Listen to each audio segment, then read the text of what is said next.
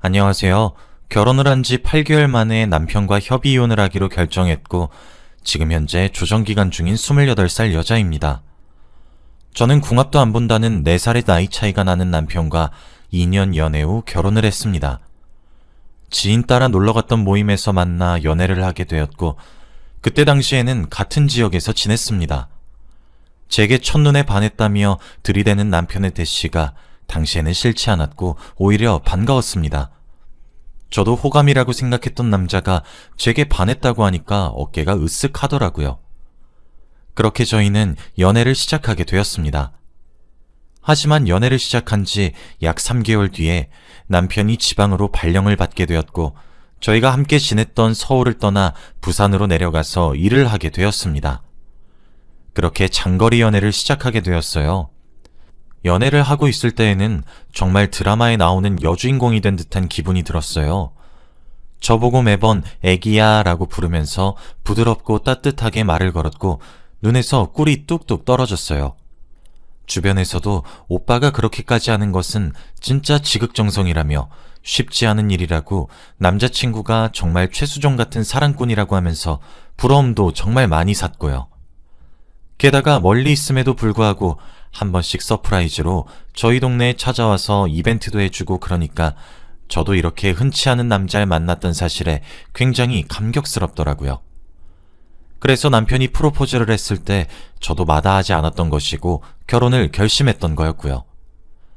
제가 원하는 프로포즈는 노을 지는 바닷가를 산책하며 로맨틱하게 반지를 받는 것이었는데, 남편은 그걸 어떻게 알아낸 것인지 제가 꿈꿔왔던 프로포즈를 해주었어요. 저와 평생 함께하고 싶고 사랑한다고 말을 하는 남편을 보며 감동에 벅차 눈물이 맺혔었죠. 남편의 청혼을 받아들이면서 저는 제가 꿈꿔왔던 이상적인 결혼 생활이 시작될 것이라고 믿어 의심치 않았습니다. 그때는 눈에 뭐가 끼고 귀에 뭐가 꼽혀서 보이지도 않고 들리지도 않았는지 저는 결혼을 정말 잘했다고 생각했습니다. 세상 사람들 중에 제가 드라마 여주인공에 제일 가깝다고 생각했어요. 아니, 그런데 웬걸? 결혼하고 거짓말하지 않고 딱 3개월 만에 사람이 바뀌더군요. 제가 직장을 옮기는 것보다 남편이 옮기는 것이 더 빨랐고, 게다가 시댁보다 친정이 더 여유가 있었기 때문에 남편이 서울로 돌아온다는 조건으로 친정에서 감사하게도 서울에 아파트를 한 채를 제 명의로 마련해 주셨고, 남편과 시댁 쪽에서는 혼수를 가져왔습니다. 예물과 예단은 양가 상의하에 생략했고, 시댁에서 혼수만 해오는 대신 차를 한 대 뽑아주셨어요. 그런데 딱 3개월 만에 남편의 본색이 드러나는 것이 아니겠어요?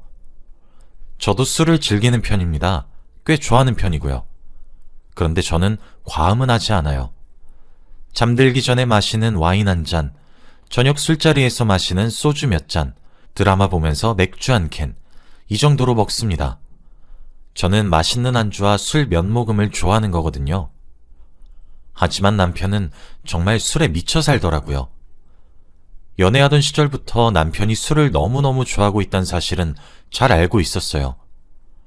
만날 때마다 저녁에 술을 한 잔씩 하기도 했고, 멀리 떨어져 지내고 있어도 남편에게 술자리가 많다는 것도 알고는 있었으니까요. 같이 마시던 시절에도 사랑하는 사람과 맛있는 음식을 먹으면서 음주를 하는 거니까 물론 저도 좋았고요. 그런데 결혼을 해보니 제가 예상했던 것 이상으로 마시기 시작하더군요. 일주일 내내 술을 마시는 것은 기본이고 귀가 시간도 새벽 1시는 우습게 여기더군요. 술에 떡이 돼서 새벽에 차를 운전해 데리러 갔던 적도 수십 번은 좋게 되고요. 그런데 제가 다 좋다고 치더라도 딱 하나 용납되지 않는 것은 꼭 여자를 끼고 술을 먹는 버릇이었습니다. 연애를 할 때는 오래 만났던 전 여자친구가 바람을 핀 걸로도 모자라 바람핀 사람과 결혼까지 하는 바람에 받은 마음의 상처가 너무 커서 바람을 피는 행위는 때려 죽여야 된다는 둥, 역겹다는 둥, 상처 주는 행동을 어떻게 하냐는 둥, 자기는 죽어도 바람 못 피겠다는 둥, 우리 서로의 신뢰를 저버리지 말자, 그런 말을 하길래 과거에 여자한테 많이 대었고 엄청 많이 힘들어했구나 하는 생각에 알겠다고 약속하고 안쓰러운 마음에 안아줬었는데, 그랬던 놈이 제게 낯선 여자와 함께 있는 모습을 보인 것이 지금 20번은 좋게 됩니다. 처음엔 남편이 술자리가 많은 것을 이해했어요. 원래 그 사람은 술을 좋아하고 친구도 많은 사람이니까요. 그게 잘못이었던 걸까요? 잦은 과음과 폭음에 술주정까지. 제가 울기도 정말 많이 울었어요. 남편에게 이러지 좀 말라고 울면서 애원하기도 했고 큰 소리를 내며 싸우기도 했죠. 처음 낯선 여자와 함께하고 있는 남편을 보고 피가 차게 식는 기분이더라고요. 집을 비운 사이에 저희 둘의 신혼집에 노래방에서 부르는 낯선 여자를 집에 끌어들였더라고요. 하루 자고 오겠다고 하고 나간 것이었는데 친정에서 신혼 초부터 그렇게 집을 비워 버릇하면 안 된다고 돌려보내셔서 집에 돌아오게 되었거든요. 제가 현관문을 열고 펼쳐진 광경에 소리를 바락바락 지르자 당연히 그 여자들도 놀랬겠죠. 당신들 누구냐고 미친 것 아니냐며 머리채를 잡고 싸우기도 했습니다. 남편은 그제서야 술이 깨는지 놀라는 것 같더라고요. 그날 그 여자들 집 밖으로 전부 내쫓고 엄청 울었습니다. 어떻게 이럴 수가 있느냐며 통곡을 하는 제게 남편이 그러더군요. 마음을 준 건 아니잖아. 그냥 이해하기만 한 거야. 그 사이에 네가 찾아온 거고. 마음까지 줘야 바람인 거지. 나 바람 핀 건 아니야. 내 마음은 너만 사랑하고 있다고. 그러니까 용서해줘. 내 마음은 네 거잖아.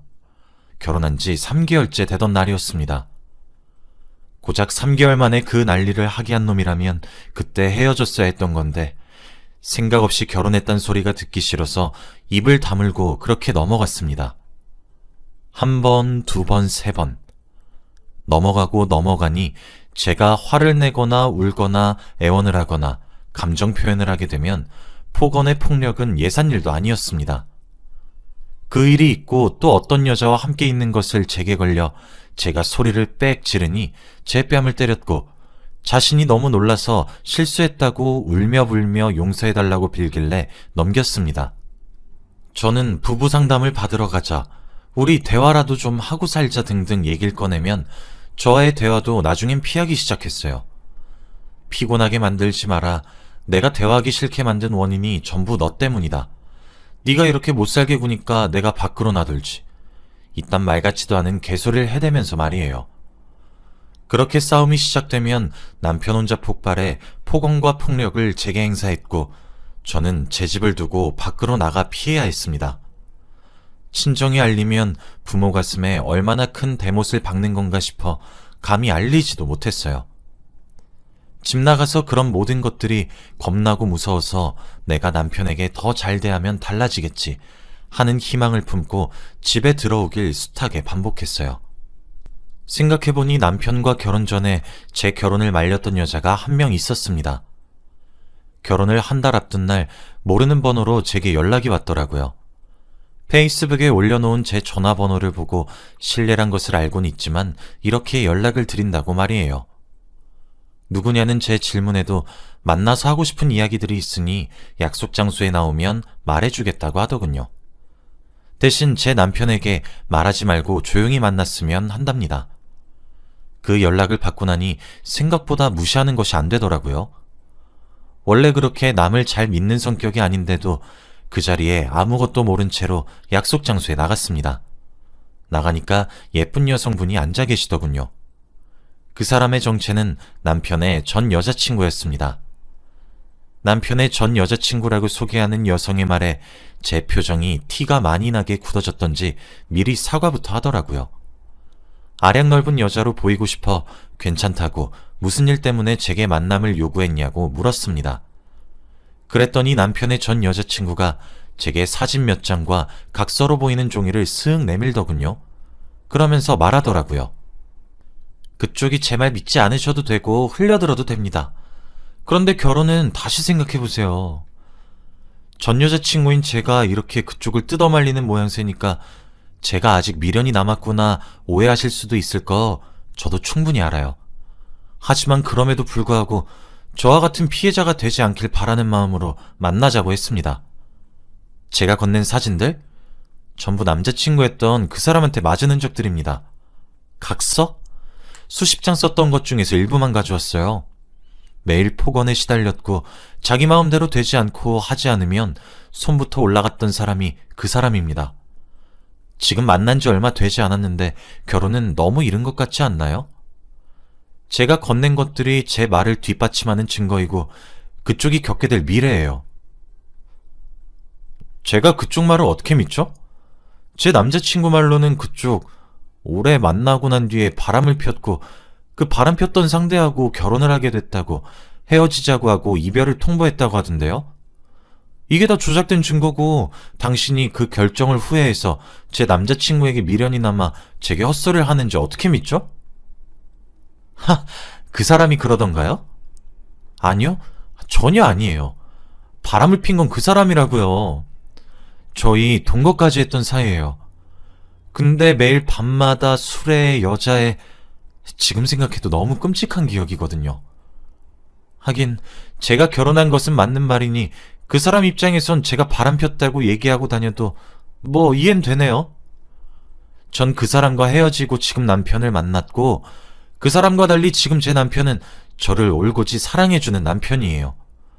그리고 제가 설령 바람을 폈다고 하더라도 그 사람은 절 비난할 자격 따윈 없어요. 여자들 불러서 술을 마시는 것에 환장한 사람이고 술기운이란 핑계로 정말 많은 짓을 저지른 사람이라고요. 저도 정말 헤어지는 게 어렵고 힘들었어요. 당신이 내 말 믿지 않아도 좋고 오해하셔도 좋아요. 하지만 그렇게 생각한 것에 대한 대가는 매우 클 거예요. 그쪽은 결혼한 이후로 가슴에 피멍이 들 거고 두 눈에 피눈물이 나올 거라고요. 그러니 이 결혼 잘 생각해보고 하세요. 제가 왜 이렇게 구는지 궁금하시죠? 일면식도 없는 여자가 이러니까 말이에요. 그런데 저도 받은 은혜에 갚는 거예요. 저도 당신 만나기 전에 그 사람을 만났던 여성분이 절 찾아와 말려줬거든요. 당시에 저도 그쪽처럼 귀담아 듣지 않았어요. 저한텐 한없이 자상하고 다정한 사람이라고 착각했으니까요. 그러니까 당신이 못 믿어도 괜찮고 그 선택을 이해합니다. 하지만 신중하게 생각하셨으면 하네요. 그때 당시에는 웬 미친 여자인가 하고 넘겼고 남편에게는 상처를 준 여자니까 일부러 그 얘기를 꺼내지도 않았어요. 멍청하게 그때 만난 사람이 귀인인 줄도 몰랐던 거죠. 결혼 생활이 쉽지 않을 거라고 예상했던 그 여성분의 말은 3개월 만에 뼈저리게 느끼게 되었죠. 그래도 그런 사람이라고 하더라도 제가 안고 가려고 다짐했습니다. 멍청했던 제 과거의 선택이 미칠 듯이 원망스러우면서도 제가 선택한 미래니까요. 제가 이혼을 하게 된 결정적인 이유는 유산한 제 아이 때문입니다. 결혼한 지 6개월 정도 되었을 때였습니다. 언젠가부터 입맛도 없어지고 몸이 안 좋아졌던 것이 너무 크게 느껴졌어요. 감기 기운처럼 계속 춥고 아프고 축 늘어지고 그때에도 남편 때문에 스트레스가 장난 아니었고 남편에게 신경이 쏠려 달마다 했던 생리가 멈춘지도 몰랐어요. 그런데 하루는 남편이 새벽 3시가 되도록 집으로 들어오지 않았고 저는 남편에게 미친 듯이 전화를 걸었습니다. 그걸로도 모자라 남편이 자주 가는 단란주점에도 들렸어요. 아니나 다를까 여자들을 앉혀놓고 술 처먹으며 놀고 자빠져 있더군요. 근데 그 모습이 그날따라 왜 폭발할 것처럼 화가 나던지 저는 결국 깽판을 쳤습니다. 그런데 그때 갑자기 미친 듯이 배가 아프기 시작하더니 숨을 쉬는 것이 너무 어려웠고 사람들이 웅성거리는 소리를 끝으로 정신을 잃었습니다. 눈을 떠보니 하얀 천장이 보였고 주위를 둘러보니 응급실이더군요. 남편은 옆에서 자고 있고요. 제가 일어난 것을 본 간호사가 제게 다가와서 의사 선생님을 부른다고 말을 했고 남편이 자는 틈을 타서 제가 알게 된 결과는 정말 충격적이었습니다. 저는 임신 8주 차인 임산부였고 충격에 의해 아이를 유산하게 되었고 그 때문에 정신을 잃어 병원에 온 것이라고 하더군요. 그때 느꼈던 제 감정은 감히 설명을 못하겠습니다. 너무 비참했고 제 자신이 그토록 멍청할 수 없었고 원망하지 않을 수가 없었어요. 이혼 생각이 나더군요. 제대로 느끼지도 못했을 아이마저 떠나보낸 제가 남편에게 무슨 정이 있다고 데리고 살겠습니까? 제가 그런 결정을 마음속으로 내리고 있을 때 남편이 눈을 떴고 그런 남편에 대고 이혼하자고 말했습니다. 미쳤냐고 소리를 지르는 남편을 보며 간호사들께 이 사람 끌어내달라고 요청했고 결국 남편은 보건요원들에 의해 병원에서 쫓겨났습니다. 그 길로 친정에 전화해 부모님들을 오시라고 했고 그간 있었던 일들을 울면서 말했습니다.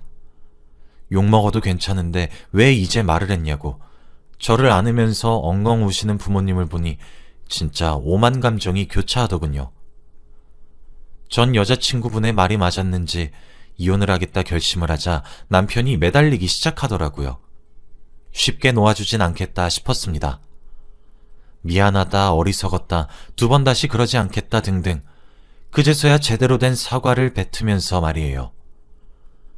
남편으로도 모자라 시댁 부모님들까지 저희 신혼집에 오셔서 부족한 아들 한 번만 봐주면 안 되겠냐고 비시는데 진짜 어이가 없고 기가 막히더라고요. 그간 제가 시댁에 남편의 행동을 말하며 도와달라고 했을 때는 남자들은 반항하는 시기가 있다고 그러는 것도 한철이라고 그러니까 기다리고 있으면 어련히 돌아오지 않겠냐고 해놓고서 이혼을 하겠다고 하니까 온 가족들이 출동해 저를 뜯어 말리더군요. 남편을 포함한 그 집안 식구들한테 이혼 서류를 던지고 말했습니다. 지금 도장 찍으면 협의이혼이에요. 안 찍으면 소송할 거고 변호사 만나러 갈 겁니다. 도장 찍고 협의이혼으로 가면 지금 제 명의로 되어 있는 집 빼고 결혼할 적에 가지고 온 것들 다 들고 나가시면 됩니다. 그런데 이혼 소송 가잖아요? 저 받을 거 다 받아내고 끝낼 거예요. 저라고 독해지지 못할 거라고 생각하세요? 여보, 아니, 야, 내가 찍어놓은 폭행 흔적들하고 경찰에 신고한 횟수만 해도 나한테 유리해. 네 카드 내역도 증거로 써줄까? 맨날 첫날 술 처마시고 노는데 돈 쓴 것만 해도 혼인 파탄의 책임이 너인 것 같지 않아? 도장 찍어. 그럼 결혼할 때 서로 들고 온 것만 나눠 가질 거니까. 만약에 이혼 못 해준다 뻗대면 위자료까지 줘야 될 거야. 생각 잘해. 결국 남편과 시댁 식구들은 절 설득하는 것을 포기했고 남편은 도장을 찍었고 법원에 제출했습니다.